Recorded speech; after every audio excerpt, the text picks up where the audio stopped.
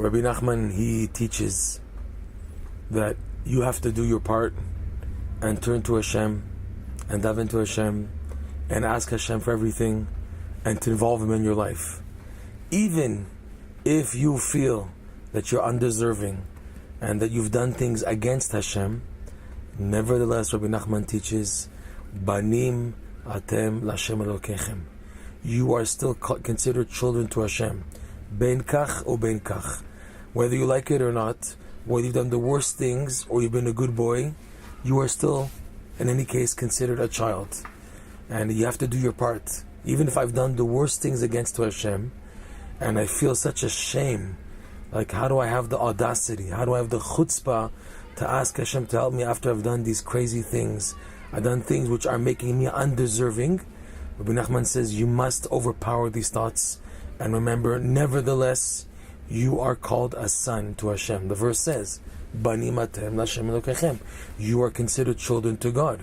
And just like a parent always loves the child, even if the child does the worst things possible, there's always the parental love from the parents to the child. That's how it is always with Hashem and us.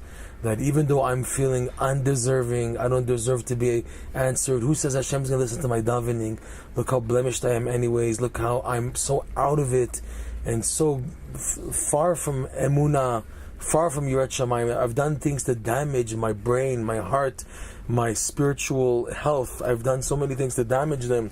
How could I turn to Hashem? How could I expect that my prayer has a value in Hashem's eyes?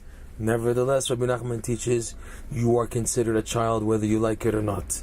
And because of that, you have every right, even after doing the worst possible thing, to turn to Hashem. And it is not acceptable at all, the rationale of thinking, after what I did, Hashem is going to listen to me? After all the garbage I've done, as if Hashem's going to listen to me? Who do I think I am, Moshe Rabbeinu? The answer is, yes. You have to turn to Hashem, and He wants you to turn to Him. And that is, in those situations, the main test.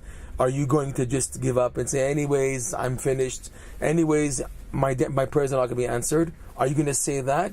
Or are you going to make a clean page and act as if nothing happened and dive into Hashem?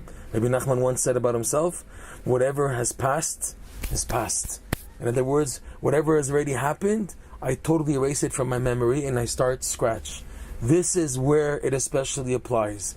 In these tests, in these situations, when a person does the worst possible things, it's his test now to be clean, to wipe it clean, erase it from the memory, and to ask Hashem for help, to start again, to come close to Him.